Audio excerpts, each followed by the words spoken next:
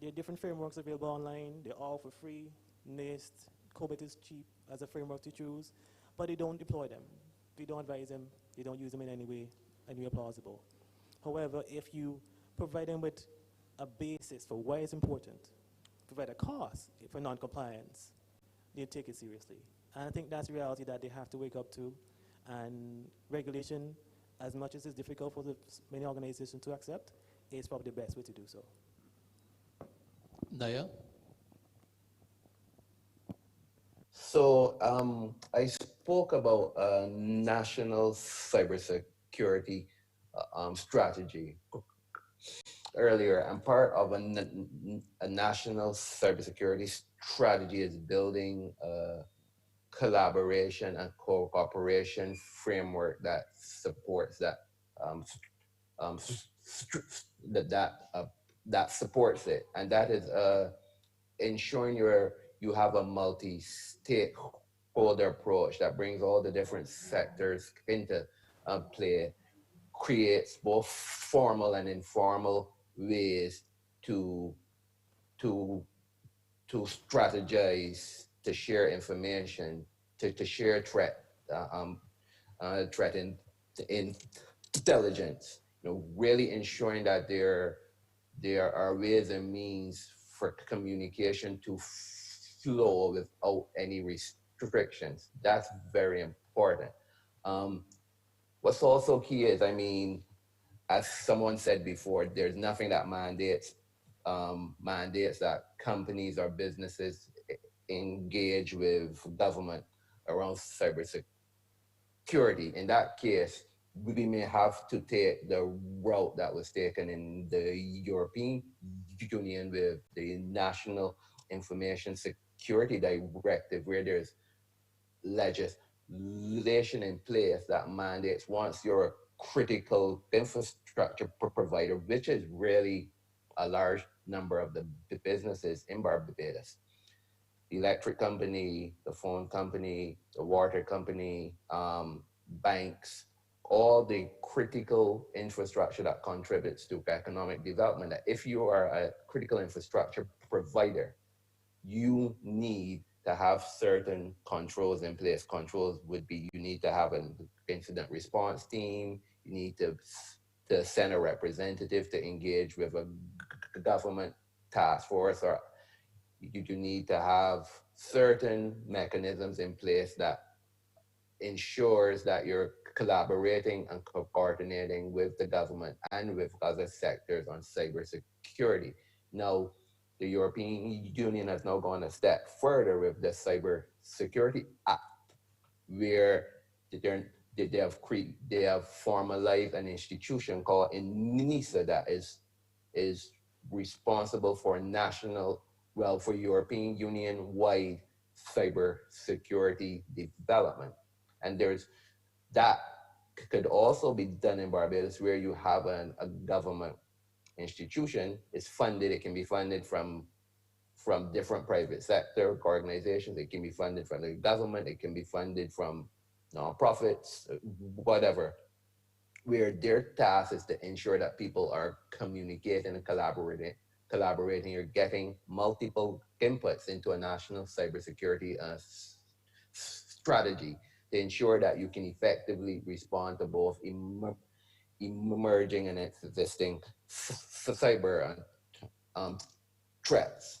And I think that may be the route that we have to go, because if people are not willingly engaging, not willingly participating, then you have to mandate it by law.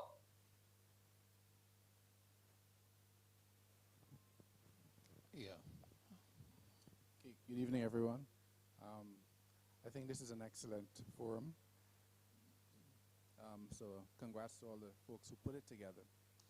My question to the panel is around legislative framework and the effectiveness or impactfulness of legislation from two perspectives.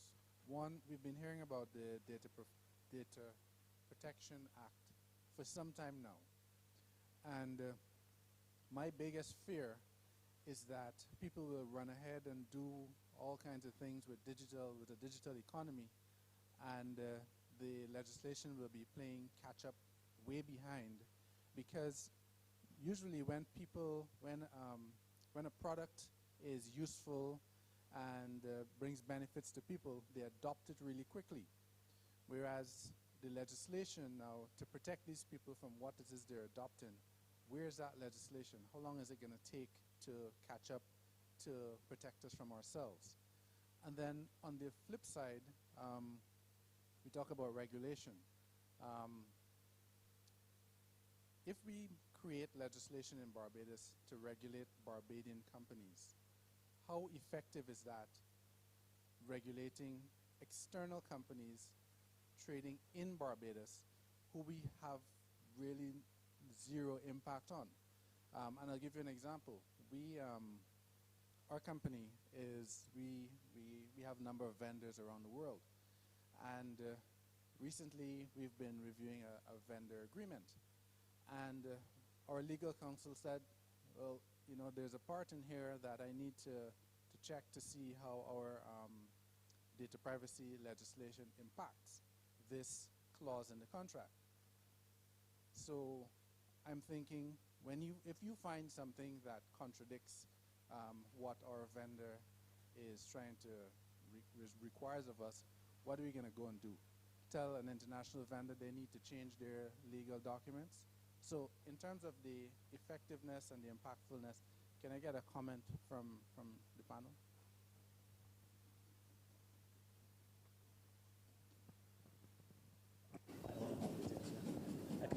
Yes, we go on. You want to take it?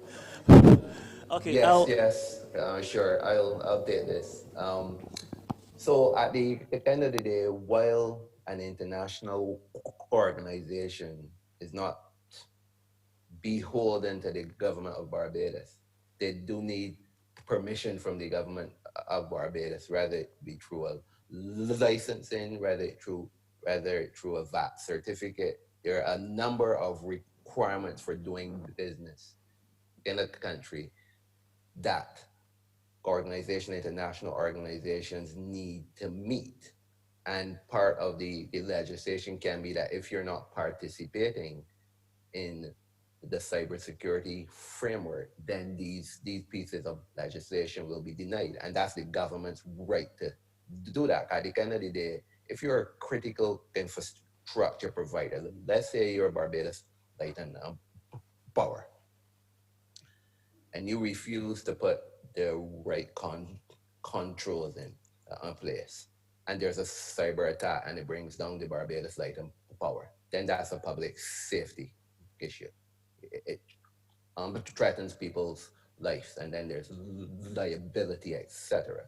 So by virtue of that, you have a responsibility to participate in a cybersecurity framework that protects the citizens of Barbados. If you're not participating, then you're actually putting people at risk, which one that makes you open to legal liability, but it also makes you open to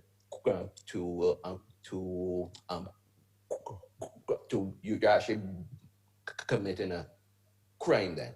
So while there's this thinking that we don't have any control over companies, be and do.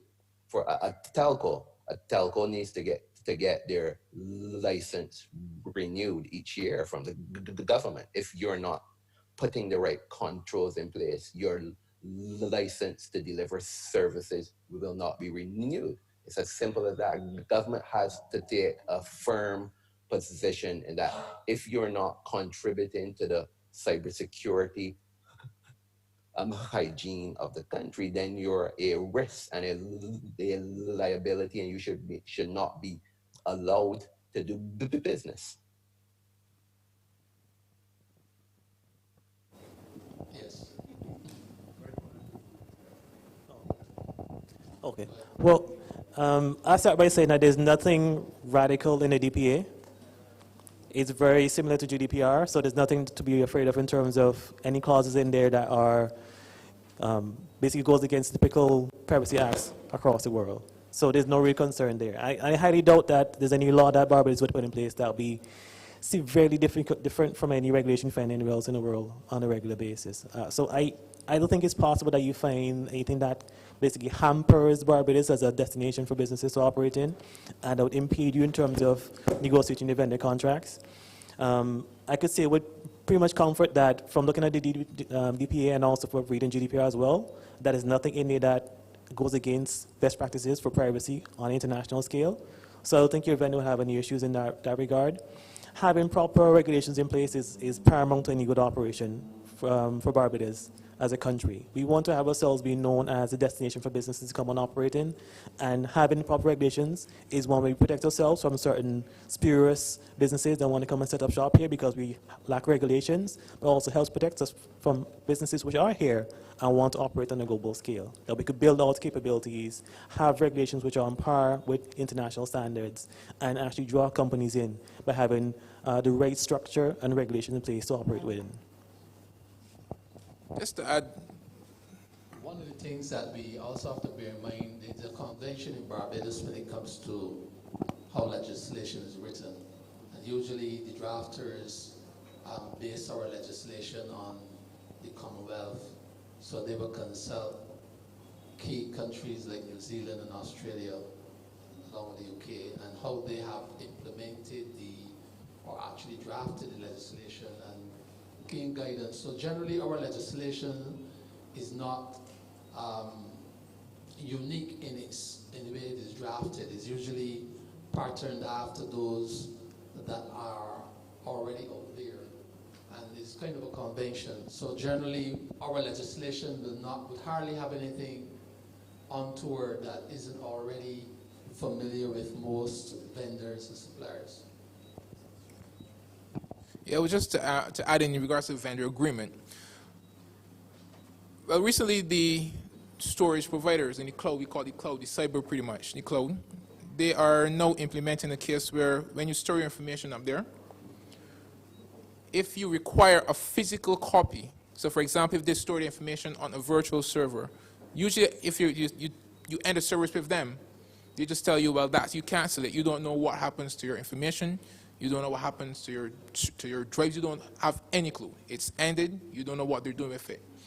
Of recent times, they are now beginning to try to implement a case where you can request your information back from them, and they will actually send a physical copy of your data on a drive or in some sort of format to you directly.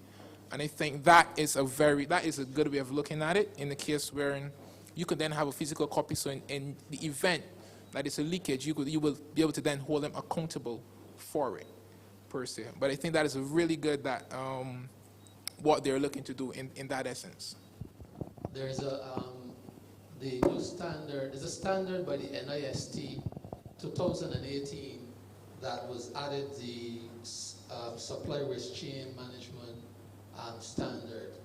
And my question to the panel is,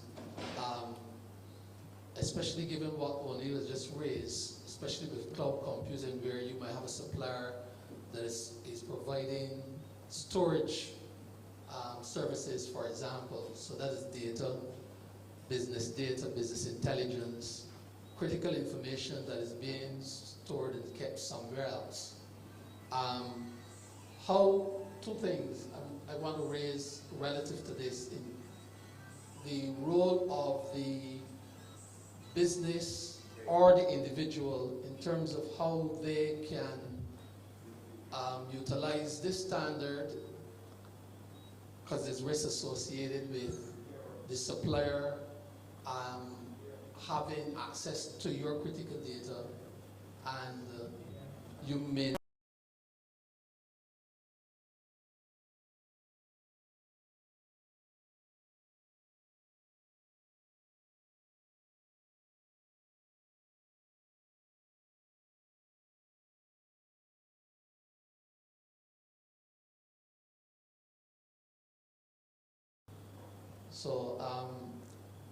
which panelist, now do you want to take that? Go ahead. Yeah, I'm actually gonna have to leave soon, but I will speak on this before I leave. So, in terms of third-party risk management, yeah, there's definitely the NIST framework, but there are also other frameworks that address the third-party risk management, and it's really about creating a process.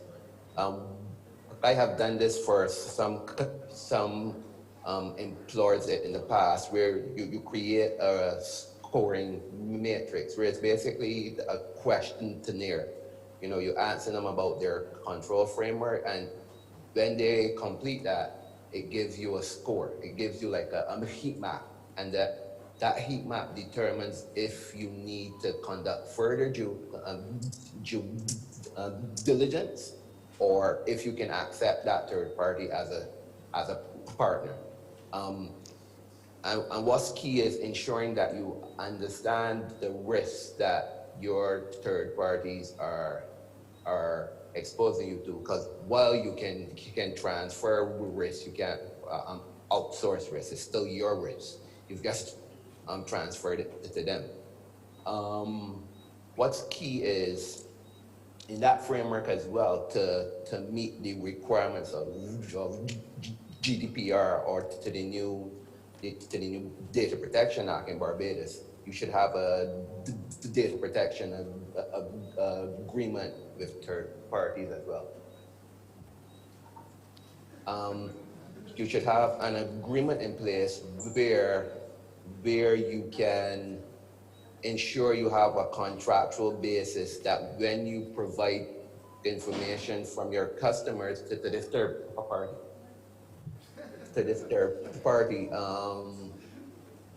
they are protecting this data. So by virtue of their being a processor under your mandate as a controller, that they're not exposing you to fines and exposing themselves to fines. Also, in terms of how you can audit them for compliance, you can put a right to review clause in the contract that says, I have a right to come and look at your control environment on a regular basis. Or in the reverse, you can also say that you have to send us a SOC 1 or SOC 2 compliance report every year, showing us that you've had a third party come in, review that your control framework is sound and that it meets our compliance needs. So that gives you a kind of robust framework around how you can manage third parties around cyber. And with that, I'm gonna have to leave. So thank you for having me on this discussion. Thank you very much. All right, have a good day.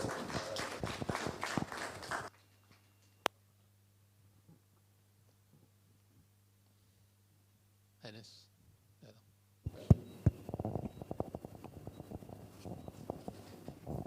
Well, I can speak a bit on that one.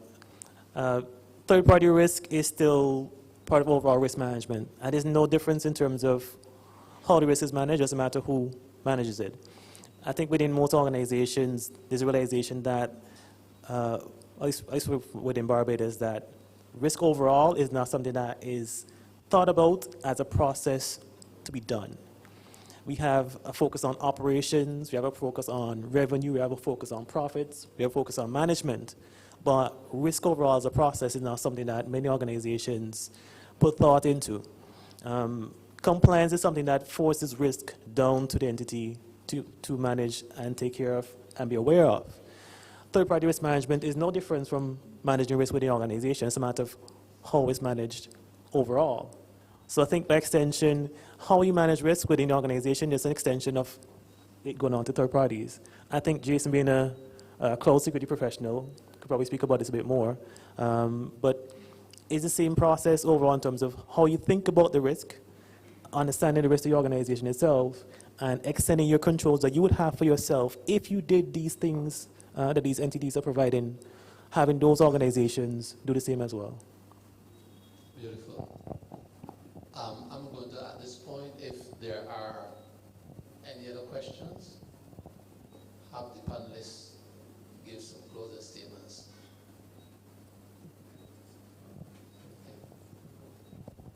Oh, No more questions. no more questions? Any questions? Any further questions? Sure.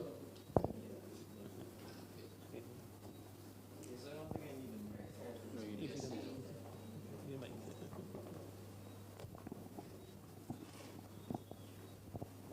Yes. Okay. Okay, so this was a great discussion.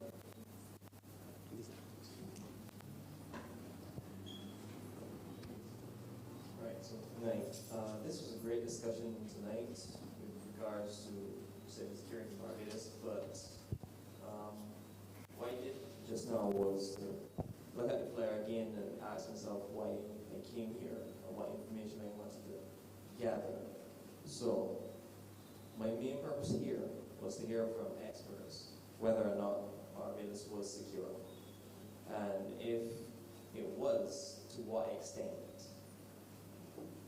I guess I could have a parallel between America, Russia, other places that I know have a diverse cybersecurity program or whatnot, and I can also make a parallel between what happens over there in terms of ransomware or whatnot. Like, for instance, the ransomware that he spoke of earlier, that was news to me.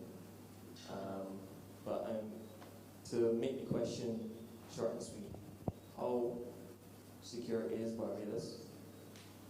What would you say is the most important aspect to focus on in terms of making it more secure, whether it be educating people in our current level of infrastructure, or anything else that I may not be able to think of right now? And lastly, do you think that we are complacent in our cybersecurity because of how we handle information in Barbados?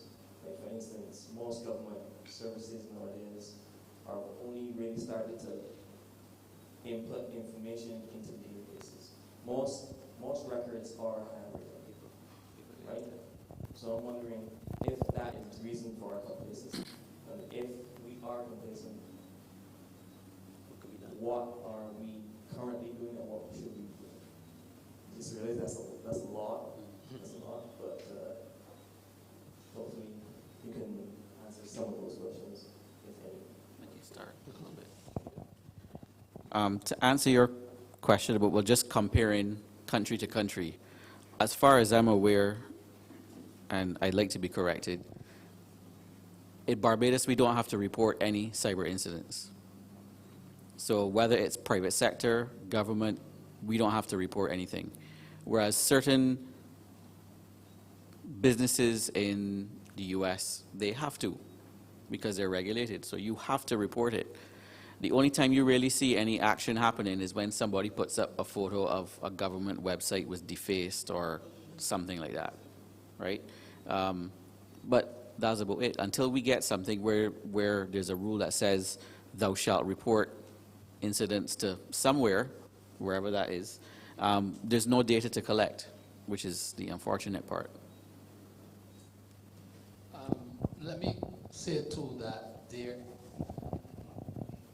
because there's no data, we can have the illusion that nothing is happening. And unless you get word of mouth or particular people have been impacted and they talk about it, if you're not in the loop, you get the illusion that we're pretty safe. Barbados is the second most attacked country in the region in terms of cybersecurity. Puerto Rico is number 1, Barbados is number 2. So we are attacked often, just that many of us aren't aware. Even sometimes when you may be on the internet as an individual, you might be attacked and don't know. You might be part of a botnet and don't know. Where your system is used as part of a network to attack other places or to carry other things. So you might have downloaded a piece of software, maybe freeware, and there's a backdoor server that allows them to control your system, to use it as part of the pipes to attack other things. And that's just some examples. We can go on. As I said in the opening, we are in terms of the index, we are rated as low. And we are 127th last year when it was estimated. Out of 155, we are 20th in the region. So we are insecure. How insecure, it is hard to really quantify because you need data to really to actually state how bad it really is. But also, the other thing that you raise as to what can be done, that is part of the different things. There's no one single thing that can be done. It isn't simply making people aware. It's everything that was said tonight. While it might be a lot of pieces, it's all part of the puzzle. Yes. Mike.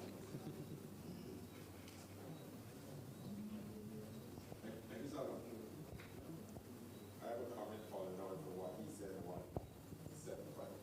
Right? So if you were saying, and I repeat again, we are so insecure, we're the number 2 most attacked. And the one thing we're doing is the attack. That doesn't make us any more secure. All it means is that you have an information commissioner who's randomly going to go around, check to see if people have the system or not. It doesn't mean if you have the thing that you said, Jason said, in the US, if you get an attack, you have to report it, right? If you report it, then you know you're attacked. You're going to get a big fine following you. Yes? The information commissioner, you have 20 of them, not be able to go on to 120 companies every year to make sure everybody's doing what they're doing. So I think there needs to be, I think the comment I made at the beginning, which is what Nell said, there needs to be a whole strategic approach to data protection and cybersecurity. It needs to be strategic. And if it's strategic, we start to think of what are we trying to do over and above aligning ourselves with GDPR. There's a bigger picture than just aligning ourselves with GDPR. If we're trying to protect citizens and trying to make it secure, then we need to have some sort of, when something happens, report it, that you will make sure we move from being the second most attacked to being the 100th most attacked. There are people, you know what I'm saying? If you get attacked and people know it, you got to find $1 million, you're going to make sure you don't get a $1 million because you know you're going to have to put it. Give you a bigger picture than the saying, we are keeping in line with GDPR so visitors can come here. Yes. This is why when Naya raised, some of the points Naya raised in terms of the framework, the institutions, legal, and the policy incorporating, and also the issues of education. Those are all different planks or pegs in the whole package that have to go together. It has to be government and private sector. You made the point earlier. Niall addressed it in terms of being government-led, but also things like this that gets the citizenry involved and aware, and be recognizing how we are to play our role is very important. So it is a progressive process. It takes a lot of effort. It's a hard problem. And that's the first thing we have to admit, that it's a hard problem. United States elections was hacked. That is the United States. And the next one. And the next one. You know, and they're not the only one either. The UK as well, even the Brexit, the kind of things that are possible today. And part of the thing is that while even making people aware is difficult. It's a difficult problem. So I know my question originally was long, but can you speak to the nimbleness of legislation? Because the digital society changes so rapidly. And I heard the head of Barbados like power this morning talking about us needing to change the way we do hearings in relation to utilities.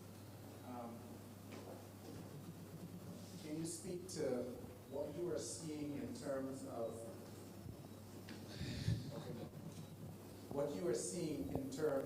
society, in terms of the legislature adapting to a digital environment? Because, like he said, you can't take a year now to decide on legislation for a utility company because the technology changes so rapidly.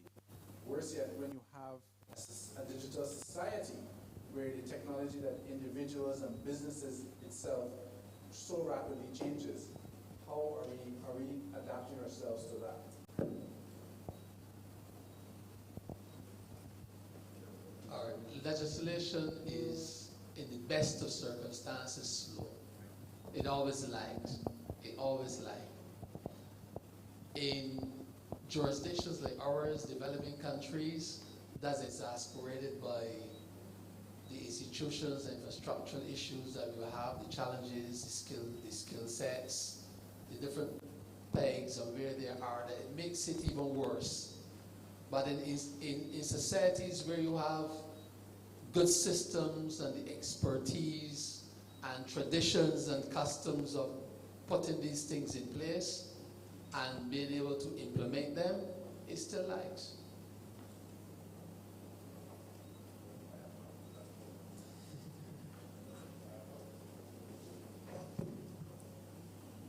Just one comment. I think it likes. I think the point Chris is making is very important. I think we're talking about moving to digital society. We're talking about moving to digital transformation, digital government. There's certain things, and one is changing the way you create new legislation. You need to have a digital legislation office with people drafting it. Right now we have a Solicitor General's office with 3 drafters or whatever, and things take a year, 2 years, and that's just the way it is. And what happens is there's a long process for drafting right now, which is why legislation very rarely changes, and it only changes if the Prime Minister or the Attorney General says, we need to get this done now. Outside of that, it takes a long time. Resources, the process of redrafting is a very long, tedious process, and the drafters do it the way they've always done it. You know, bring to me what you want, but I'm going to draft it my way. I'm not saying it's good or bad. This is all Caribbean countries.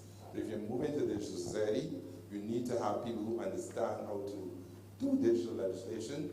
You need to also look at what other countries have done to like get ahead of it and not do it the way you've always done it. If you look at Estonia, you look at Singapore, all of them, they've looked to see what are some of the typical legislation that needs to go in place, and they focused on that by putting people in place. So, and the point I'm making, which is what Chris is making, moving to digital government, digital society, there are many pegs, and I think our government needs to realize digital legislation is one of them, needs to do it differently. Otherwise, it will continue to lag behind. Because right now, legislation takes a long time to change. Yes. The point I was making is that even with those societies that have implemented digital approaches, they still lag. So it's really being, so the key thing you were asking is that we have to be cognizant that legislation presents an inherent problem, is an inherent problem of inherent vulnerability. But that doesn't mean that you do not tackle it. You have to find mitigating measures, which is what he's speaking about. Is really how do we tap into the technologies that are already available that other people have been using to mitigate it, to reduce that stress that it creates. You have to make the effort to reduce it. So it is not sit back and just accept that it lags. You have to take on the challenge, but you have to be realistic about it. It's a hard problem.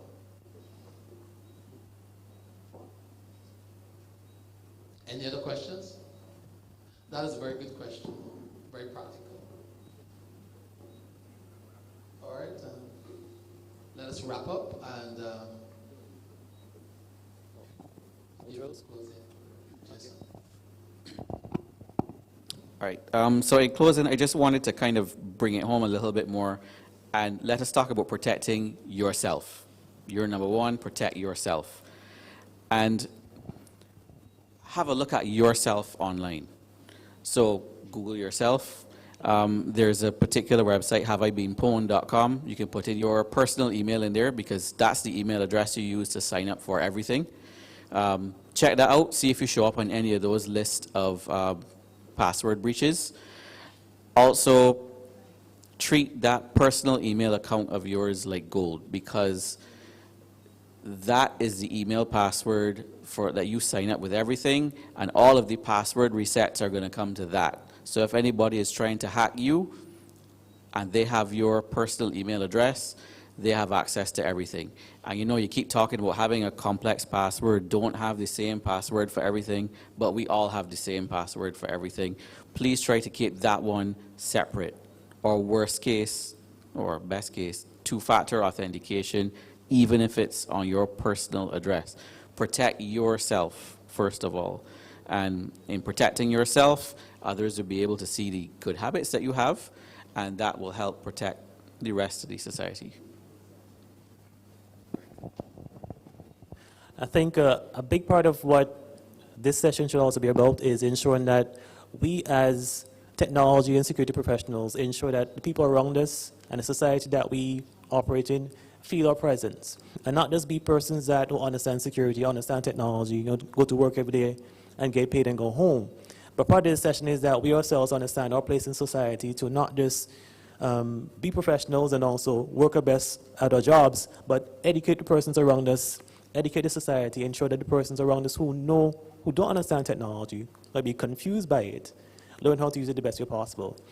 So I hope, if it's one thing I hope that comes from this session, is that we as professionals and persons in the industry understand our role in society to not just be professionals, but also to take our knowledge to the layman, to explore and give people opportunity to understand what we do, its importance, and in every way possible to educate the persons around us, young, old, and in between, about the importance of cybersecurity, the importance of managing your personal information and protecting yourself while online. So I think that's one thing that I hope could come from this session today. Yes, in closing, just to add to what Dwayne was saying, and Jason, again, when it comes to your personal security, your personal information, we as individuals and as companies, we need to take it more serious when disposing of it. That's blatant as it can get. When it comes to disposing of our personal assets, whether it be, again, from phones, whatever it is, we need to take some sort of safeguard, do some sort of research as personnels, as individuals, whether it be with a hammer, just dispose of your equipment, your IT assets in the correct way. And I would pretty much hope that is what we would have taken away from this session tonight. When it comes to the cybersecurity aspect of it, again, just make sure when you're going online, make sure that you read policies correctly, you have a good understanding of what you're signing up on and how you can retrieve your data after you sign up on these other platforms. Thank you. Thank you very much. Thank you very much. So we want to give thanks to Niall Harper, who is gone, Jason Downey, Dwight Robinson, and O'Neill King for a healthy discussion tonight. Thank you for tolerating me as a moderator. Over to Margaret. So, thank you once again, panel, Dr. McLean. Very interesting discussion. We're taking away from that, we need to realize and take responsibility, more responsibility for securing our technological assets, basically. At this time, I will invite Mr. David Gittins of the Information System Security Association to share with the audience the survey designed to give a better perspective of Barbados's cybersecurity readiness. Mr. Gittins. Thank you. Good night, all. As would have been alluded to, one of the problems with knowing how secure Barbados is we do not have good statistics on it. International organizations sometimes do surveys, but they normally would do like Latin America, the Caribbean, North America, but there are very few surveys done specifically for Barbados. So we've decided that we would do our own using the businesses and other organizations, public and private sector.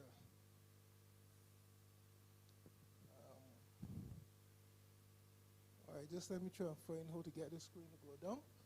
All right. For those of you who are not aware of us, ISSA International is an international non-profit organization. It's in several countries all over the world, and it's really organization for information security professionals and practitioners. And we're basically about promoting safe cybersecurity practices to make the world a more secure digital world. We don't really sell anything. We're not a service organization, but our idea is to make the world more safe, and we do that by things like education and awareness and developing the professionals. So we have a chapter in Barbados. We've been around about 10 years, and our chapter comprises a number of very highly trained and experienced professionals in the field of information security. In the 10 years, we've done a lot of stuff. We've published articles, we've done workshops and seminars, we've done speaking on radio, on TV. We partnered with different organizations, as in this case, where we're partnering with the Barbados ICT Association to get information out there. And the idea is we just want to create the awareness, create the education. We also do things like we work from doing advisory assignments in terms of helping other people. So that's some of the things that we would have done over the years. So what we've done, realizing that we really need to keep looking at the security landscape to know how to deal with it, to know what are the actual gaps and opportunities and risks, we've decided that we would do a national survey. It's going to be a confidential survey, and it will be delivered online. It's fairly easy. It'll only take a few minutes once you know your organization.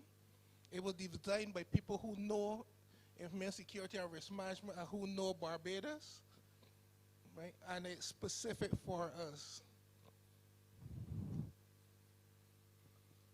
So once we get the information, it can help inform different strategies that government, private sector, and civil society could use to help make Barbados more secure.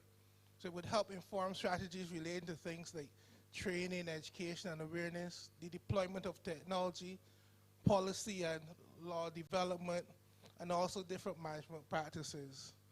And I'd just like to reinforce the point that this is a confidential survey, so don't expect that when you give us information, people will know what you said. So we basically want it to be completed by someone in the organization responsible for information security. We know in Barbados there are not a lot of CISOs, there are not a lot of COOs, but whoever is responsible in the organization, be it the information security officer, information security manager, or whoever, that is who we're looking to be the one to complete the survey. So we only want one person from each organization completing it. And we're making it available from tonight, and we're going to give people up to the end of November. After November, we would close off the survey, and then we'd be looking to do the analysis to help us better understand the true state of the security in Barbados. All right, so that brings us to the end of this evening's business. I'd like to thank you for coming, but there are a lot of people that I need to thank specifically. First of all, I'd like to thank Mrs. Joyanne Goddard-Griffith, who started us off with her introductory information about security and the state of information in Barbados. She's left, but I'd like to thank her very much. I'd like to, of course, thank the panelists, headed by the moderator, Dr. Winston McLean, and I think he did an excellent job.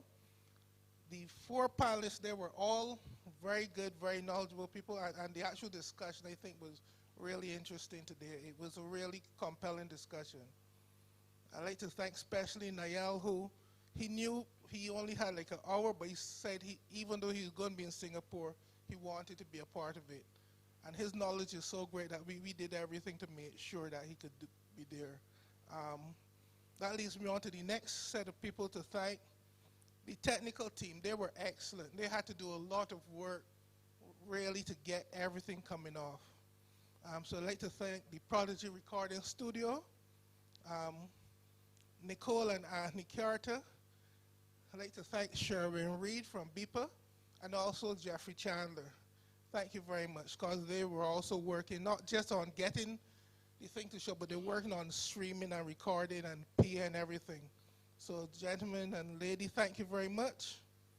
I'd also like to thank Margaret, who was the MC, who was running around just running around, making sure that we didn't realize how many problems there were and that things were sorted out, so that we could have a very successful panel discussion. And last of all, a panel discussion is no good without an audience. We had a large and excellent audience, so I'd like you to give yourself a round of applause as well. Okay. Right. Also, I'd like to thank the media who would have come. There's a photographer, he left earlier, but again, when you have these things, you want evidence of what went on, so the media is also very important. And they also help get the message out afterwards, so that it's not just the people who were there, right?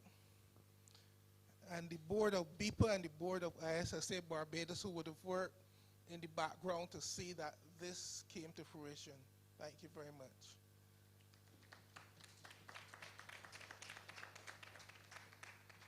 All right, so that brings the end to the actual formal part. So I believe our next session is the networking. So I would invite you all to retire to then have some light refreshments. Thank you.